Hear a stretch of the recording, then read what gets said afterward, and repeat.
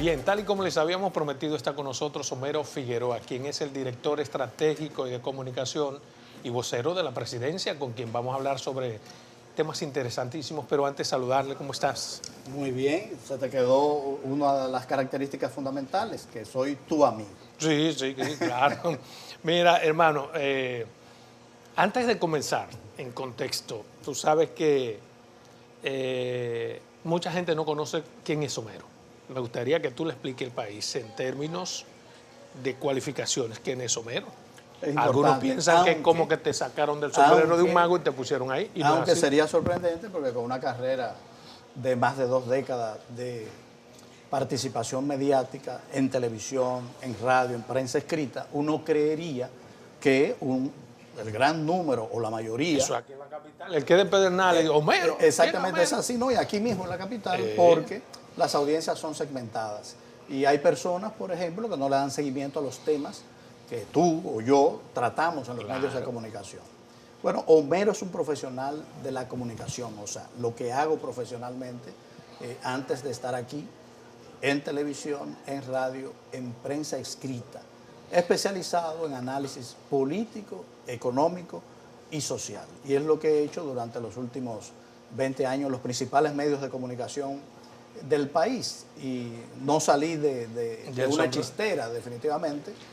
Esto tiene su historia. Yo entendí, después de una larga carrera, que iba evolucionando y que inició por la inquietud de intervenir en el debate público, si se quiere, a través de las ideas para elevarlo y participar y mejorar la realidad del país. Pero entendí que la comunicación tiene una limitación. En 2 décadas hablé de muchas cosas, sugerí muchas cosas, pero pocas de estas se convirtieron en realidad. Entonces yo entendí que había que mezclar el decir con el hacer en el espacio que en República Dominicana tiene la capacidad, el poder de transformar la realidad. Y esa es la política. Entonces, desde ahí estás haciendo lo que decías. Sí, ¿Has tenido esa posibilidad?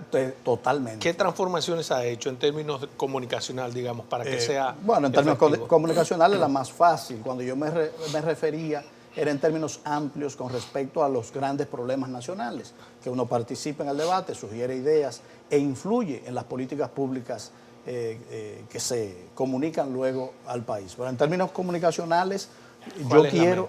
La meta es organizar un gobierno abierto, en consonancia con la prédica del presidente de la República de la transparencia. O sea, y realmente hemos logrado en este año y 6 meses tener un gobierno de cara a la población.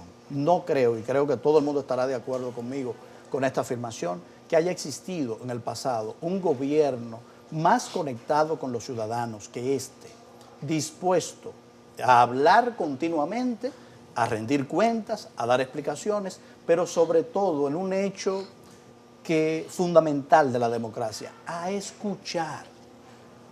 Y por escuchar mucho, a veces se ha malinterpretado, porque estamos poniendo en práctica lo que es una verdadera democracia, que es la búsqueda del consenso. Pero para ellos es necesario que haya una línea comunicacional bien definida. Se está trabajando una línea comunicacional desde el gobierno para que todo el mundo toque la misma sintonía. Con todos los temas. Pero, y creo que tú has sido testigo de la evolución positiva en ese sentido, de un mayor ordenamiento en cuanto a las opiniones públicas del tren gubernamental. Yo pienso que se nota una mayor coherencia, una mayor unidad de mensaje. Y también no es producto solamente por la línea comunicacional o el esfuerzo que individualmente hayamos podido hacer, sino también de la maduración en el proceso de gobernar. Yo siempre digo que no hay un manual, nadie estudia para gobernar, se va aprendiendo durante el camino, se va ajustando sobre la marcha.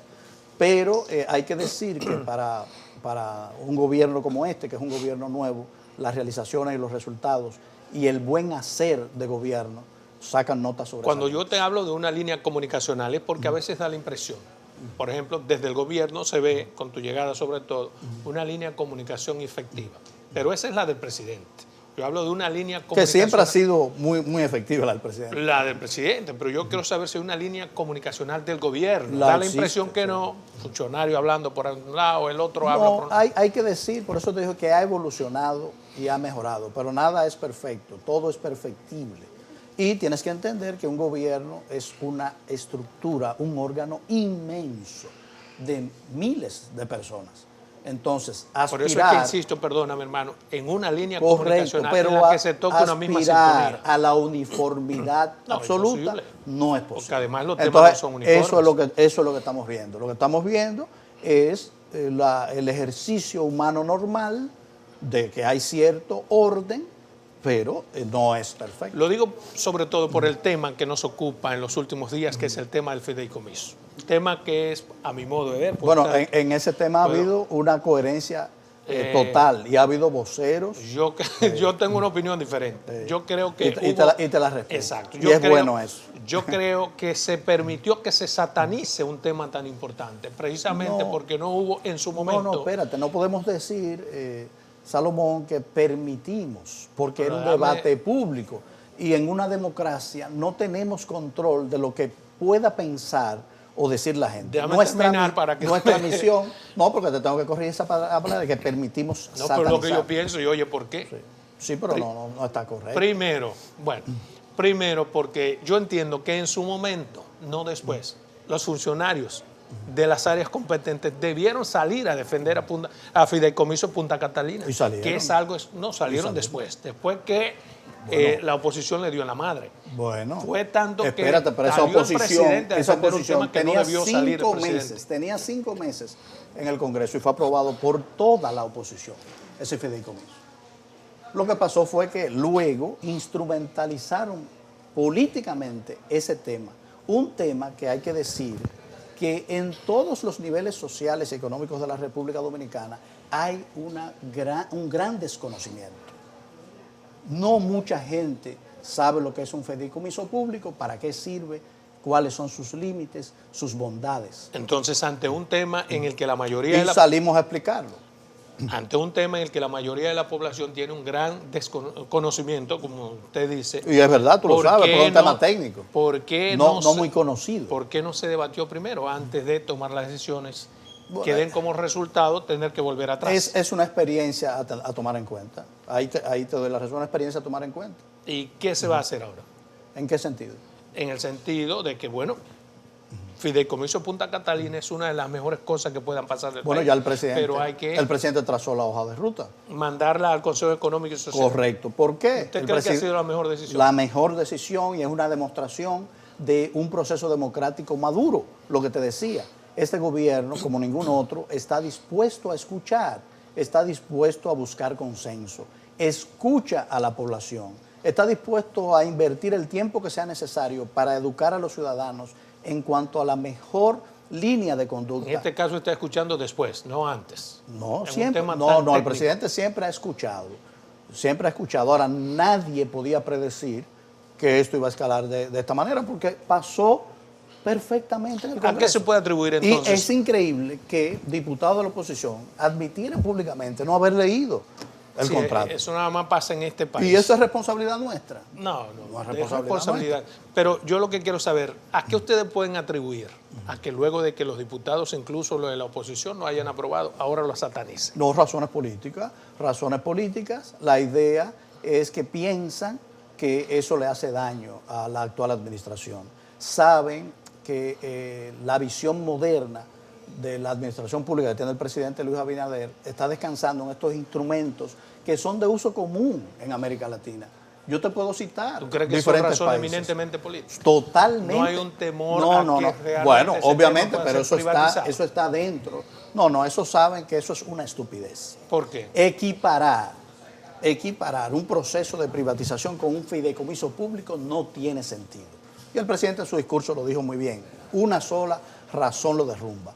Para vender cualquier activo público se necesita la aprobación del Congreso de la República. Pero no lo que se estaba discutiendo aprobar es el fideicomiso con participación en las tres partes componentes del fideicomiso de entes públicos. Pero que en este caso... Porque no puede hablarse de privatización en ausencia de una empresa privada. Pero no se trata de vender, literalmente vender, sino de... Ni vender, ni traspasar, ni nada. Se trata de pasar de un ente público, la Corporación Dominicana de Empresas Eléctricas y la Comisión Liquidadora, es del Estado, ¿cierto? Sí, sí. Entonces, pasar ese activo que estaba bajo su control, porque se está liquidando la CDE y no puede quedar la planta en un limbo, pasarlo a otro ente, en este caso, la fiduciaria Reservas, otro ente público, ¿verdad? Sí, hombre, hay una ganancia circular porque todos los entes son del sigamos. propio gobierno. Primer componente, el que cede los bienes y derechos, la Comisión Liquidadora de la CDE, ente público.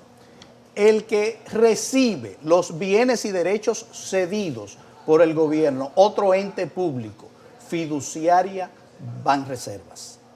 Y el que recibe los beneficios, en este caso, otro ente público, Ministerio de Hacienda. ¿Cómo puede alguien, en el uso de un razonamiento objetivo, afirmar que hay privatización en una operación donde participan tres entes públicos y no hay empresa privada? Exacto. Ahora hago la pregunta. No se trata, y vuelvo y repito, del término privatización, sino de que existe la posibilidad... O sea, que quedamos de acuerdo que no hay privatización. Eso es importante decirlo. No, es que privatización como tal no puede haber. Exacto. Pero cuando usted deja abierto en un contrato la posibilidad con concomitentes adherentes y no la cierra, perdón, déjame, existe la posibilidad de que, o ahora en el futuro, esos concomitentes adherentes, que podrían ser personas que tienen todos los recursos del mundo más 20 pesos, participen en ese fideicomiso. ¿Por qué? Porque está establecido taxativamente en el contrato. Pero ¿qué debió hacerse? Perdóname. Pero hay unos elementos, no puede entrar cualquiera. Pero no lo dice el contrato. Pero claro, pero que son tres entes públicos. Esos entes que son... Yo creo que el fideicomiso fue mal vendido. Bueno, pero espérate, el fideicomiso es desconocido por la población. Es desconocido y eso es lo que estamos haciendo, educar a la población, ahí estamos de acuerdo.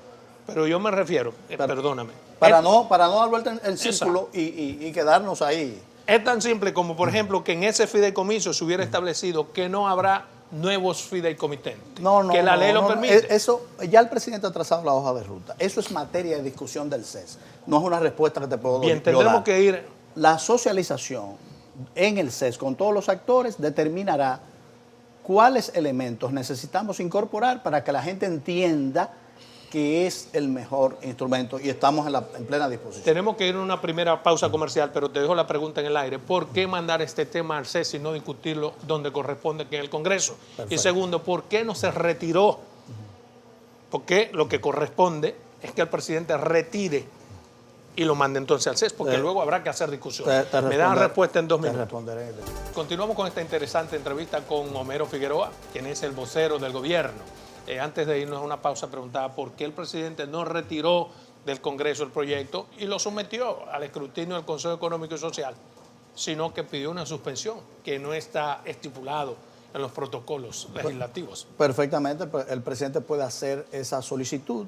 Evidentemente, el Senado es soberano en aceptarlo o no. O sea, puede ir a una comisión de estudio. O sea, no tiene nada de anormal esa solicitud. ¿Y por qué el CES? Bueno, el CES es un organismo... Pero la pregunta es ¿por qué no lo retiró? No había que retirarlo. No había que retirarlo, claro, para nada. Porque va a ser discutido de nuevo. Está en el Senado y el Senado que siga el curso que su criterio indica. Pero el presidente que si se toma todo lo que se asuma en el Consejo Económico y Social, responder. Hay que tú hiciste la pregunta. Discutirlo de nuevo. Entonces, el presidente solicitó la posposición y envía al CES. ¿Por qué al CES? Porque es el espacio que tiene categoría constitucional donde se discuten con todos los actores representantes de la sociedad los temas económicos y sociales que impacten la vida colectiva. Es el lugar de la concertación y es una demostración de institucionalidad. ¿A dónde lo íbamos a enviar? Es el espacio, que es un tema de Congreso, evidentemente congresual. Es que es con la sociedad que hay que pactar, porque la sociedad que está demandando. Entonces hay que escuchar a la sociedad. Una vez acordado la sociedad, y el presidente lo dijo. ¿La sociedad usted cree que está representada en el Consejo Económico y Social? Yo creo que sí, yo creo que sí. En el Congreso está más representada y si la hay que sociedad. fortalecerlo, pero el presidente no ha dicho que no se debata en el Congreso. El presidente dijo, discutir en el CES, acordar y luego que en el Congreso se den los debates. Porque acuérdate, son 3 poderes y hay independencia de poderes en este régimen. Como no lo ha habido antes. ¿Cuándo el presidente hará formalmente la solicitud? ¿Ya se hizo? No se ha hecho. O sea, se hizo la solicitud formal a través del discurso. Sí, pero y la entrega necesita... se hará en los próximos días. ¿Cuándo? No tengo el día. Pero tiene que tener esas formalidades. Va, obviamente. ¿Y ya se envió de manera directa al Consejo Económico y Social? No se ha enviado, se enviará. ¿Cuándo se enviará? No tengo la fecha. Tampoco. No puedo tener la fecha. Mire, se está hablando en el Consejo Económico y Social, comenzaron ayer las discusiones por grupo y se asoma de nuevo el fantasma de una modificación constitucional. No es un fantasma, es algo que el presidente ha hablado de manera pública y su compromiso, circunscrito solo al elemento de incorporar la novedad de esta administración de elegir, de nombrar a un ministerio público independiente. El presidente quiere dejar ese legado para evitar un retroceso, una involución en el futuro, de que volvamos a la práctica de que se nombraban en el Ministerio Público compañeros de partido. ¿Para qué? Para que no hubiera un sistema de consecuencias funcional. La pregunta es, que no me dejó terminar, ¿es este el momento para discutir ese tema? Es una discusión que se tomará su tiempo. Ahí no hay límite de tiempo. Se tomará su tiempo, pero hay que discutirla. Es necesario. Si es para propiciar avances de fortalecimiento institucional de nuestra democracia. Las modificaciones con el presidente Abinader no hay ningún temor de los temores del pasado de que se deslice nada inconveniente, porque el presidente ha dicho públicamente los elementos que quiere incorporar y va a ser limitado. ¿Y cuál es la garantía de que en una discusión abierta en la que no prima el concepto del presidente, sino que él lleva allí sus opiniones, cuál es la garantía de que solamente se apruebe o se discuta lo que ha dicho el presidente? Bueno, si los demás, incluso los partidos políticos, tienen la potestad y la posibilidad de discutir otros temas. Bueno, ya eso es otro punto, no me corresponde a mí, correspondería a los congresistas, pero yo creo que este es un sistema bastante maduro, organizado. Esos representantes que están ahí responden a partidos políticos que tienen trazados sus criterios y estrategias. El partido oficial tiene una buena representación y evidentemente reflejará el espíritu de nuestro gobierno. No tengo ningún temor en ese aspecto. O sea, no hay una garantía de que los temas sean necesariamente los que somete el gobierno. Nada es garantía, Adolfo, ni nuestra propia vida. No, tu vida es garantía porque usted está vivo.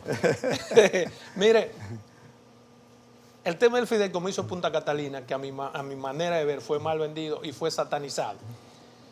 A mi manera de ver es un tema del que el pueblo dominicano necesita más información, ser educado, porque es un tema novedoso que no es conocido más allá de 2 o 3 técnicos. A eso me refiero cuando digo que fue mal vendido, porque yo entiendo que primero el presidente no debió hablar en un momento dado, sino que los funcionarios del área ese tema pasó. Lo debatimos. Exactamente. Y tenemos nuestras 2 posiciones. Sí, pero mire, aparte de ese fideicomiso Punta Catalina, hay por lo menos la posibilidad de otros 20 fideicomisos.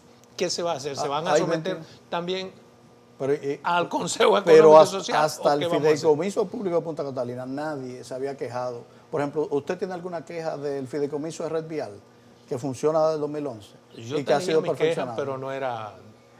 Pero ha funcionado de maravilla. Claro. Y alguien piensa que las carreteras que están bajo el control del fideicomiso de Red Vial no son del Estado. Pero usted ha dicho algo que es muy importante. La gente no conocía de fideicomiso. Y la oposición se ha encargado de despertar. Pero yo te quiero decir que este debate realmente no es contra el fideicomiso. Este debate y la reacción de la gente no es por el tema del fideicomiso. Porque cuando lo explicamos, que es un instrumento noble para alcanzar objetivos de desarrollo y de progreso, la gente lo entiende. Por ejemplo, Ecuador, que fue gobernado y ha sido gobernado por partidos y políticos de centro izquierda. ¿Usted sabe cuántos fideicomisos tiene? ¿Cuántos tiene? 857. Con una ley bien garantista. Bueno, el presidente, ¿qué ha dicho el presidente? Si existe, porque existe en nuestro ordenamiento jurídico, el fideicomiso público, si existe la necesidad de fortalecer la figura, se va a someter al Congreso, y no me pregunte cuándo, porque esa es una información que yo no No, que yo creo no que él tengo. lo dijo que el 27 de febrero, creo que lo dijo.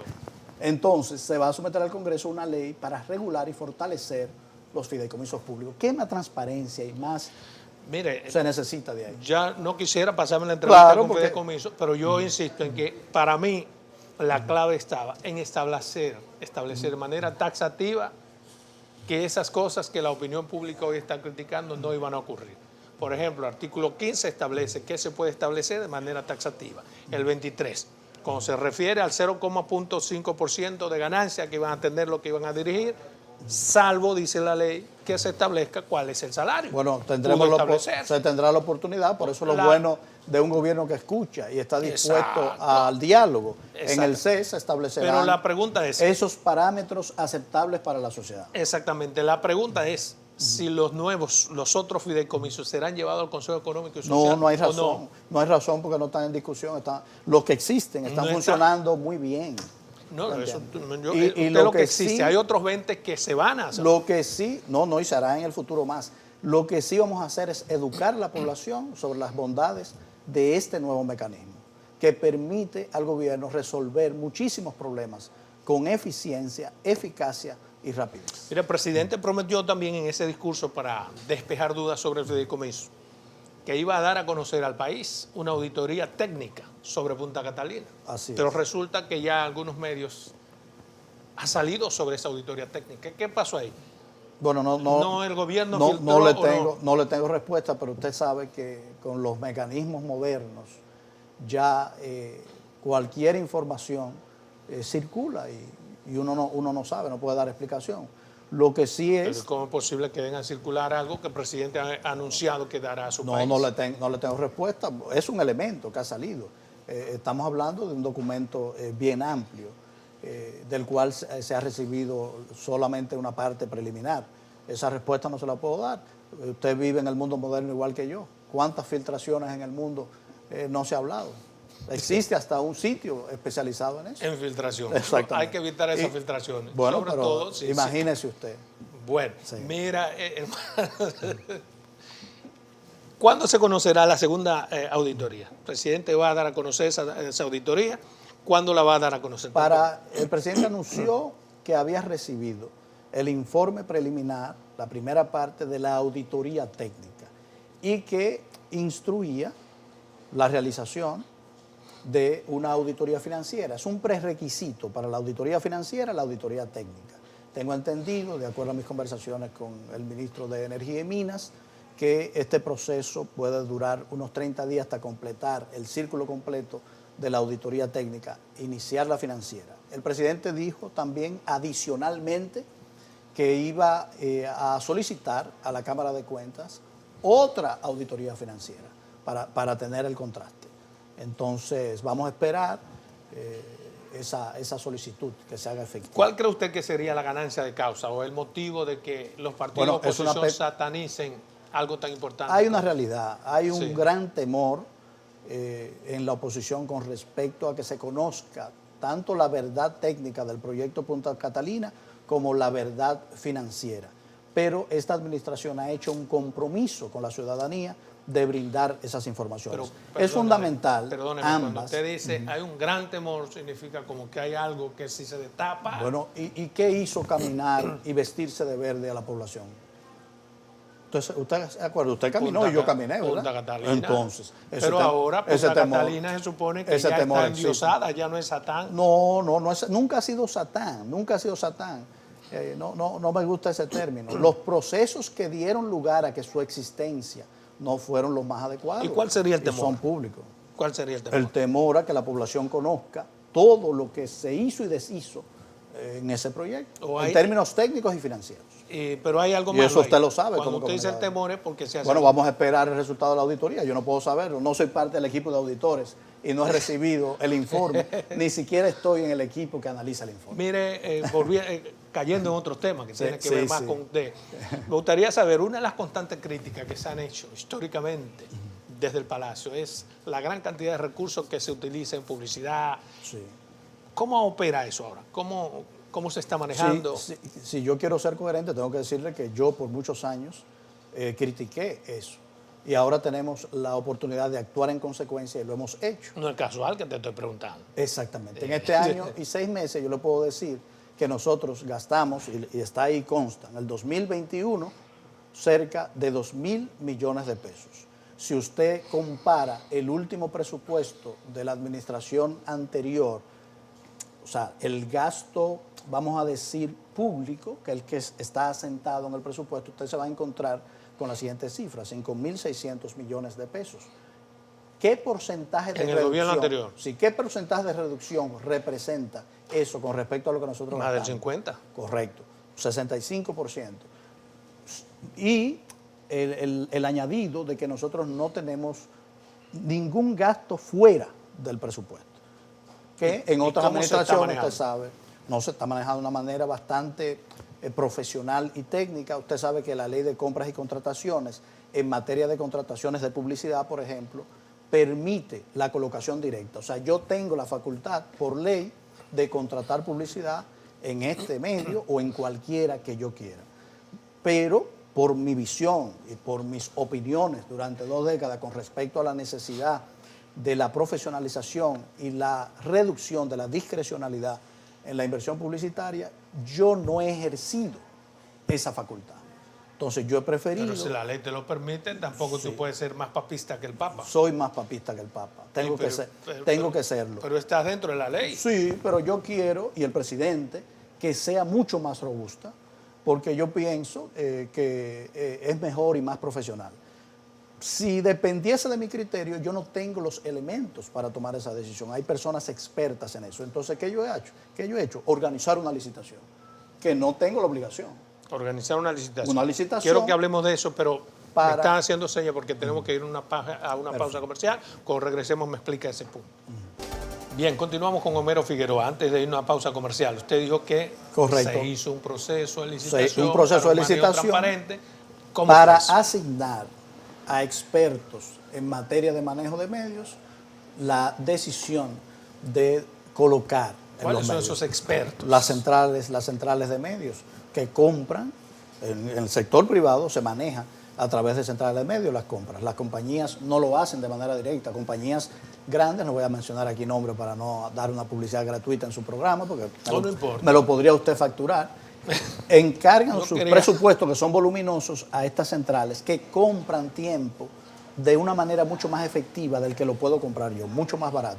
Entonces, por eso yo puedo reducir la inversión en un 65%, porque yo estoy comprando de una manera más efectiva a través de los que saben de eso. Y además se evita el escándalo, la suspicacia de la posible asignación discrecional por una relación personal. Por ejemplo, si yo ejerzo con su programa y le coloco, muy posible que los francotiradores de las redes sociales saquen esa colocación directa firmada por mí al programa de Adolfo Salomón y diga, bueno, Homero le está dando a Adolfo Salomón porque es su amigo. Entonces, yo creo... Como tú eres más papista del Papa, entonces los que somos amigos del gobierno salimos sacrificados y no hay publicidad. No, sí, no digan sí hay. Que Luis beneficia. Usted sabe que sí hay y habrá. ¿Y dónde está? Y habrá.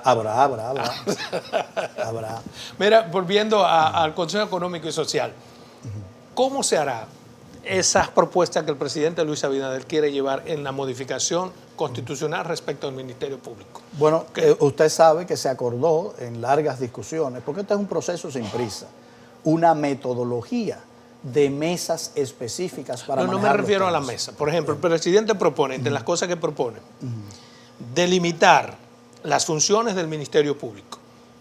Sí, quitar al Ministerio Público el manejo de la política criminal. Le voy a explicar el mecanismo. El gobierno tiene... ¿Qué propone? Ahí están las propuestas. Lo que le voy a decir, usted preguntó cómo va a llevarlo. El gobierno tiene unos representantes en la mesa que van a ser los vehículos para la discusión de estas propuestas. Estas propuestas se lanzan a la mesa de discusión precisamente para su debate. Se debate, se robustece, se aprueban, se aceptan, se eliminan, se aumentan o se reducen. A eso me refiero. Entonces, ¿cuál es la propuesta del gobierno en cuanto, bueno, yo quiero quitarle el manejo de la política criminal y para esto yo sugiero tal? ¿Qué es lo que sugiere el bueno, presidente? a grandes rasgos usted sabe que la Constitución desarrolla un enunciado y luego las leyes objetivas y los reglamentos, bueno, lo amplían, ¿verdad? Entonces el presidente está comprometido con el punto que yo le dije. La institucionalización del avance en materia de la selección del Ministerio Público, que la gente ha entendido, ha visto como algo importante, como una conquista. El interrogante es cómo se haría eso. O sea, cómo se discutirá, cómo discutirá en el CES. No corresponde ni a mí ni a usted determinar lo que decenas de cabezas determinarán en una discusión. La discusión se sentará y pero ahí se supone que el decidiremos. Ejecutivo llevó una propuesta de cómo él entiende que debe hacerse. Ahí se discutirá. ¿Se discutirá? No se ha empezado a discutir. No se ha empezado En el a momento que discutir. se empiece a discutir se hará pública. Y lo Ni compartiremos se y será parte del debate de la sociedad a través de los medios de comunicación. Este proceso recién empieza. Allí y hay va a la ser garantía de que no se discutirá otro tema político, digamos 50+1 que se ha dicho. No, El no, presidente eso ha dicho que es otra no. invención de la oposición que está buscando construir temas de debate público conflictivo para distraer al gobierno, pero el gobierno en ningún momento, y usted lo sabe, usted es un hombre bien informado, ¿qué figura del gobierno ha hablado de eso? ¿Qué figura institucional del Partido Revolucionario Moderno ha hablado Habló de doña eso? Milagros. Pero es sacada de contexto. A manera Ella hizo un personal. análisis histórico del momento en que eso se configuró e hizo una apreciación personal. Pero lo hizo en el seno del Consejo pero Económico. pero doña Y Milagros, ella está allí no representando no, Milagros. pero doña Milagros no es la presidenta del partido ni la secretaria del partido. El partido no ha hablado de eso, no está en el debate público.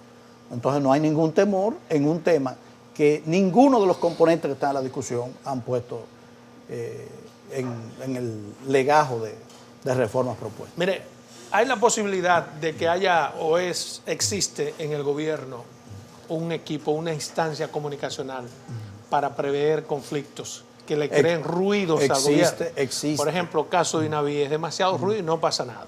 No diga que no pasa nada. Yo Hubo un sigue cambio, ruido. hubo un cambio en Inaví. Ha habido Bueno, dos pero cambios.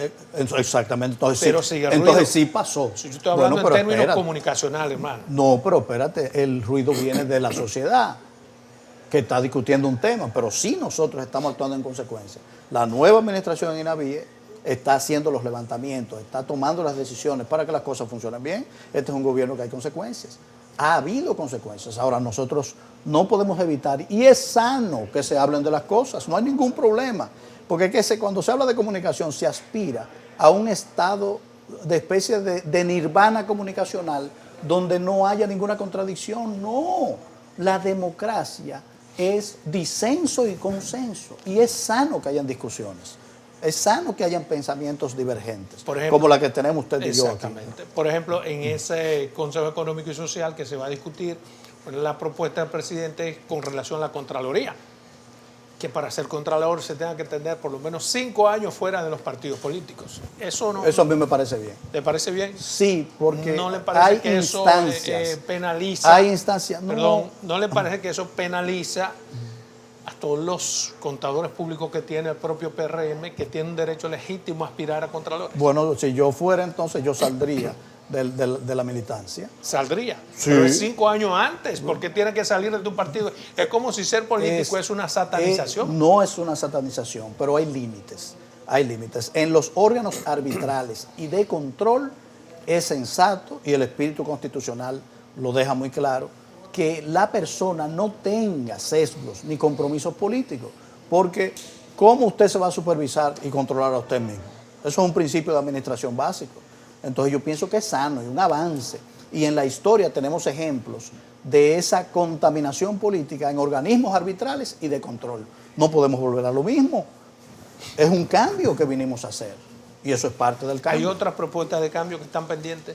Hay muchas. Acuérdese que el presidente en el discurso que hizo a la nación a sus 100 días, cuando cumplió sus 100 días de gobierno, habló de 12 reformas y se están ejecutando. E incluso dejó abierta la posibilidad de incorporar reformas que la sociedad hiciera un llamado.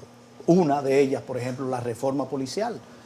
que está en proceso bastante avanzado. Creo que ninguna administración había tomado tan en serio el tema de la reforma policial. ¿Sabía usted que ahora en esta administración fue que se aprobaron los reglamentos de la ley orgánica de la policía? Que esa ley orgánica estaba aprobada, pero era inútil e inexistente porque no se podía ejecutar sin los reglamentos. 6 años. Y ahora en esta administración, el presidente aprobó esos reglamentos y se hizo efectiva y empieza ese cambio. El presidente dictó un decreto conformando una comisión de supervisión de la reforma policial, un paso de avance importante. Se nombró a un comisionado para darle seguimiento. Entonces yo pienso que hay una gran perspectiva en un tema que históricamente ha sido de la preocupación de la ciudadanía, usted sabe, la seguridad y la propia Policía Nacional, y que se había dejado de lado. Y ahora vemos importantes avances y un compromiso tanto de la propia policía como de los entes que el gobierno ha designado como responsables de ese proceso. El gobierno se supone que es garante de la seguridad nacional y de la política de criminalidad.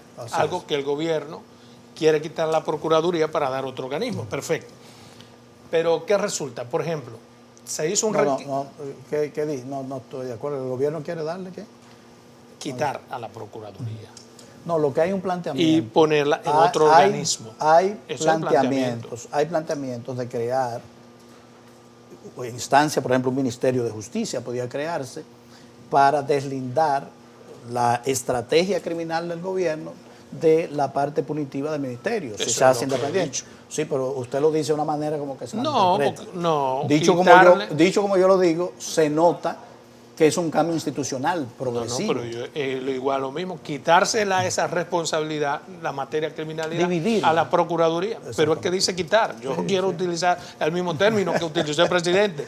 Quitársela a la Procuraduría para dársela a otro organismo, que es lo que se va a discutir. Exactamente. ¿Cuál sería esa Exactamente. Sin embargo, por ejemplo, ahora se hizo un requiso en la cárcel de La Victoria. Encontraron todas las cosas del mundo. Es un tema pendiente, pero en esas noticias que alarman, y a mí me alarman también como ciudadano dominicano, hay un elemento positivo. ¿Cuál es? En esta ocasión se hizo una requisa masiva y se hizo una limpieza masiva.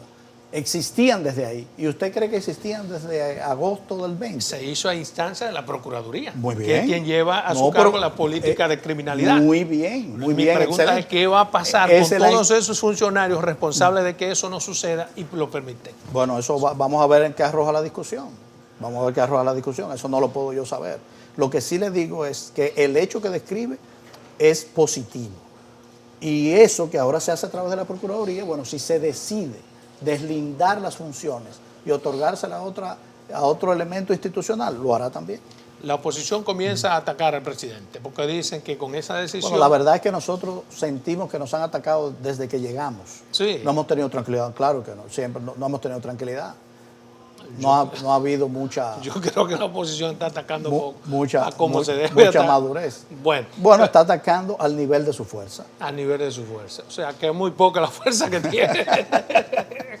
Mire, comienza a decir que el que va mejor posicionado es el presidente porque ya él fue escogido como candidato en el Partido Revolucionario. Él no fue escogido como candidato. No, pero le dejaron abierta esa posibilidad. Porque bueno, hubo un cambio estatutario. Y es simple, una motivación. Los estatutos de un partido tienen que ser coherentes con los mandatos constitucionales. Y entonces había elementos en los estatutos que reñían con la Constitución de la República. Lo que hizo fue adecuarse.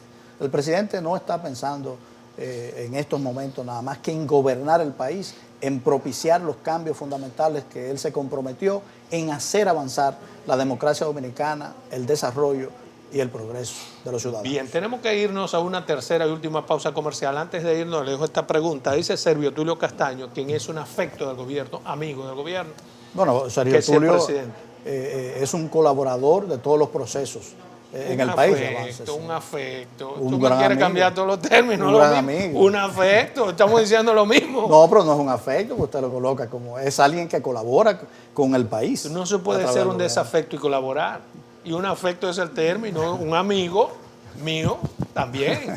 Un afecto ha dicho, ha advertido al presidente Luis Abinader que si no hacen las modificaciones que hay que hacer a la ley 340-06, saldrá peor parado que Danilo Medina. Quiero esa respuesta en 2 minutos. Bien, continuamos con el gladiador, Homero, que tiene salida para todo. Antes de irnos a comerciales, le hice una pregunta. Así quiero es. ahora su respuesta. Tengo que decirte que Servio Tulio es un gran amigo mío, un afecto mío. Sí, o sea que y mío. Yo lo correcto, quiero mucho. Lo aprecio y le tengo una gran admiración y reconozco los aportes que ha hecho. Tú sabes que yo le digo mucho a Servio que haga lo que tú has has hecho, pasar de la palabra a los hechos. Pues Servio un teórico. No, pero él lo hace, él aporta. Que a la Procuraduría. Él aporta, por ejemplo, él está en la Comisión de Reforma de la Policía y ha hecho grandes aportes ahí. ¿Qué tú crees? Él es el coordinador. Sí, eso. Entonces, yo me quedo con la parte positiva del señalamiento de Servio Tulio y es un compromiso que ha hecho el presidente desde el principio. El presidente sí está de acuerdo en que hay que reformar la ley 340, pero las leyes no son pétreas, la sociedad evoluciona y hay que adecuarla a los tiempos. ¿Cuándo lo hará? Y hay además que adecuarla a los procesos de una administración que dura 4 años. La ley tiene que ser sólida para garantizar transparencia, para garantizar pulcritud y eficiencia, pero no puede ser una retranca para los procesos de decisión de gobierno. Bien, esas y entonces, adecuaciones. Si el proceso, la respuesta que le darías a Servio, sí, el presidente está comprometido con esa reforma y la hará. No, pero no se sabe cuándo. En este cuatrienio. En este cuatrienio el presidente. Claro, se someterá. Oíste, Servio, en este cuatrienio el presidente no, y él será un actor fundamental, siempre ha colaborado. Y él lo hace. La advertencia que él hace es de buena fe. Mire, los productos de primera necesidad, todas las cosas están subiendo de manera vertiginosa. Así Eso es. da pie a que la oposición diga que se está manejando mal la economía. Sí, de una manera, de un populismo trasnochado. Porque la oposición, como nosotros, sabe las razones de la inflación global, que no en República Dominicana solamente, es global. Ellos saben, como usted y como yo, que los Estados Unidos, por ejemplo, están viviendo un proceso inflacionario, el más alto de los últimos 35 años, Estados Unidos, que en un mes de octubre del 2021 llegó a 6.5%. ¿Usted se imagina? Una sociedad acostumbrada a inflación de 1 y 1.5. Pero la gente no come razones. ¿Qué se está haciendo para exorcizar esa realidad? Pero hay que explicarle que la inflación dominicana es un choque externo, tiene componente internacional en su mayor proporción.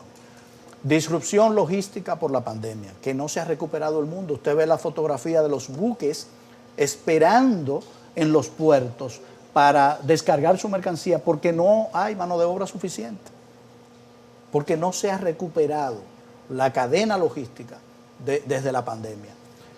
Impactado por el alza del transporte, del trasiego de mercancía internacional.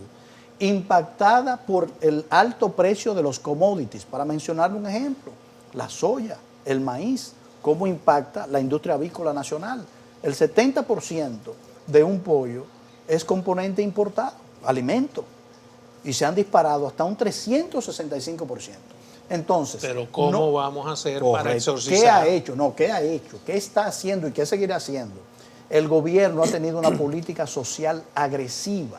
Se ha preocupado por los más desfavorecidos.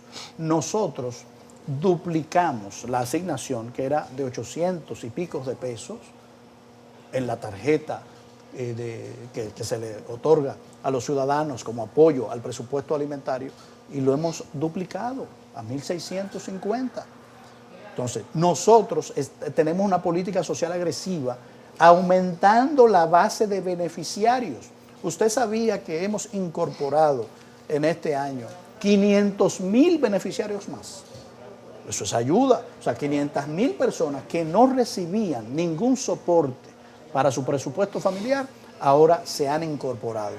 Y vamos a seguir ahondando en la política social. Estamos estudiando instrumentos novedosos para ayudar al pueblo dominicano.